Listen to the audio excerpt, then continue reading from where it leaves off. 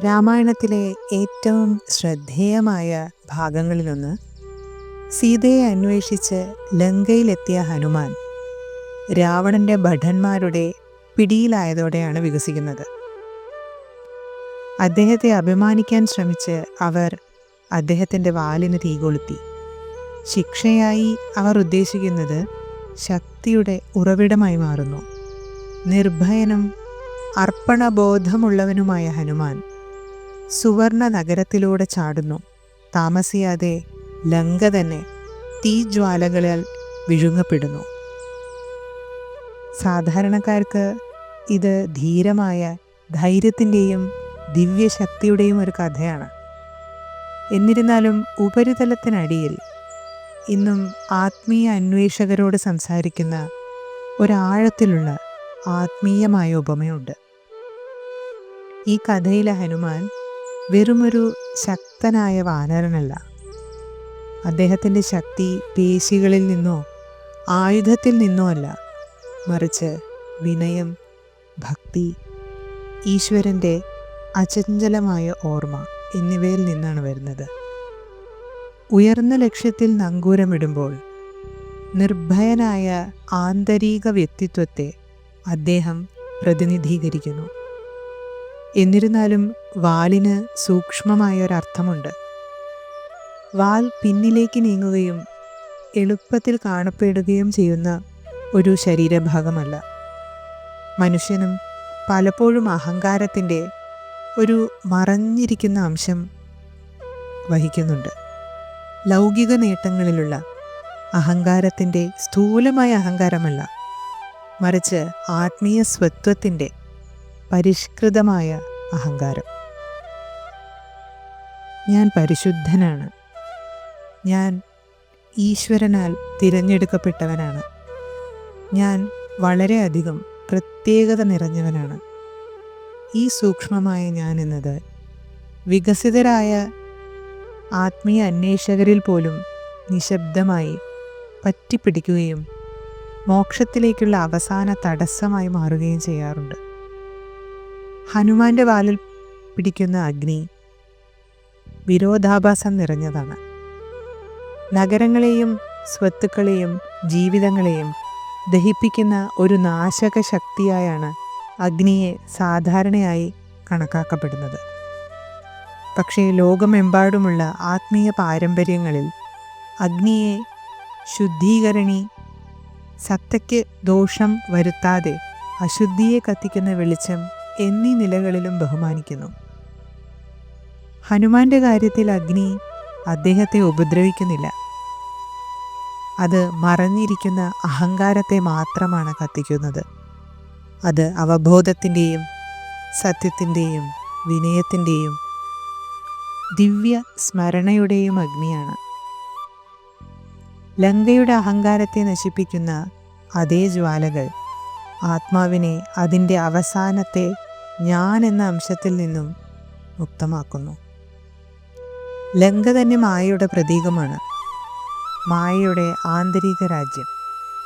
അത് സ്വർണവും തിളക്കമുള്ളതും ബാഹ്യമായി ആകർഷകവുമാണ്. പക്ഷേ അഹങ്കാരം, കാമം, കോപം, അത്യാഗ്രഹം, ആസക്തി എന്നീ ദുഷ്ടതകളാൽ ഭരിക്കപ്പെടുന്നു. അഹങ്കാരം നിലനിൽക്കുന്നിടത്തോളം മാത്രമാണ് ഇവ നിലനിൽക്കുന്നത്. സൂക്ഷ്മമായ അഹങ്കാരം അലിഞ്ഞു ചേരുമ്പോൾ നിഷേധാത്മകതയുടെ മുഴുവൻ ഘടനയും തകരുന്നു. ഹനുമാന്റെ കത്തുന്ന വാൽ ലങ്കയുടെ ഓരോ കോണിനെയും ജ്വലിപ്പിക്കുന്നത് പോലെ നമ്മുടെ ഉള്ളിലെ അഹങ്കാരം ഇല്ലാതെയാവുമ്പോൾ മായയുടെ മിഥ്യാധാരണകൾ വീഴാൻ അത് കാരണമാകുന്നു, ആത്മാവിനെ സ്വതന്ത്രമാക്കുന്നു. ഈ കഥ ഒരു പുരാതന ഇതിഹാസത്തിൻ്റെ പേജുകളിൽ മാത്രം ഒതുങ്ങുന്നില്ല. ഇത് ദൈനംദിന ജീവിതത്തിന് വ്യക്തമായി ബാധകമാണ്. നമ്മെ പ്രശംസിക്കുന്ന നിമിഷം ഒന്ന് ആലോചിച്ചു നോക്കൂ. സ്തുതിക്കുന്നത് വളരെ മധുരമുള്ള കാര്യമാണ്, പക്ഷേ അത് പലപ്പോഴും ഒരു സൂക്ഷ്മമായ അഹങ്കാരത്തെയാണ് ഉണർത്തുന്നത്. ഞാൻ വളരെ പ്രത്യേകതയുള്ള ആളാണ്. അതാണ് മറഞ്ഞിരിക്കുന്ന വാൽ.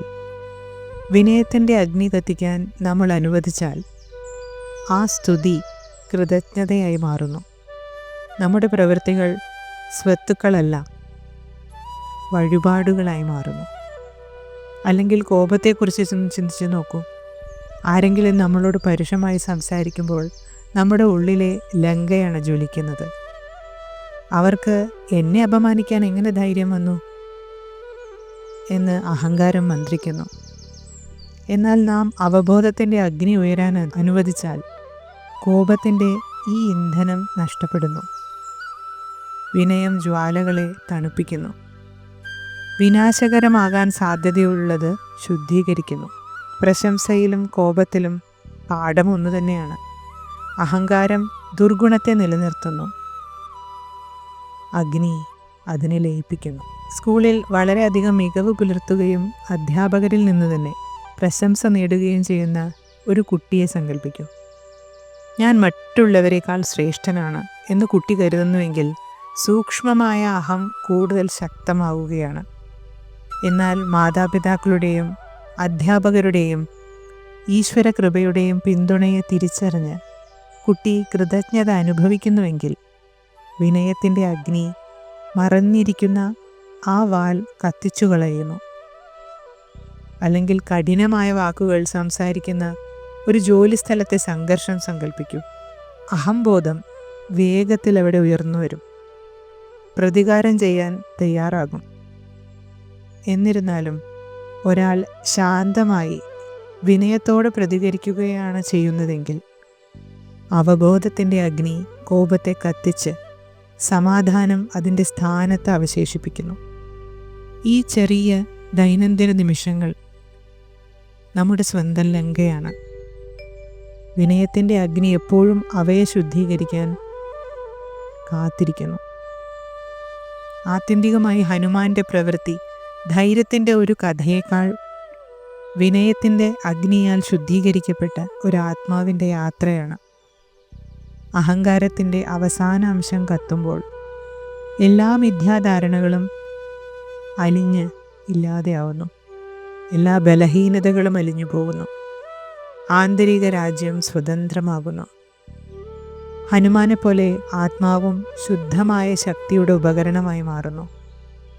ലങ്കയുടെ അഗ്നി ഒരു നഗരത്തിൻ്റെ നാശം മാത്രമല്ല, അത് നമ്മുടെ ഉള്ളിലെ മായയുടെ തകർച്ചയാണ്. നിർഭയനും സമർപ്പിതനും ജീവിതത്തിലുണ്ടാവുന്ന ഓരോ കുതിച്ചുചാട്ടത്തിലും ഈശ്വര സ്മരണ നിലനിർത്തുന്ന വിനീതനായ ഹനുമാൻ, അത് മറ്റാരുമല്ല, ഞാൻ തന്നെയാണ്. നമസ്കാരം.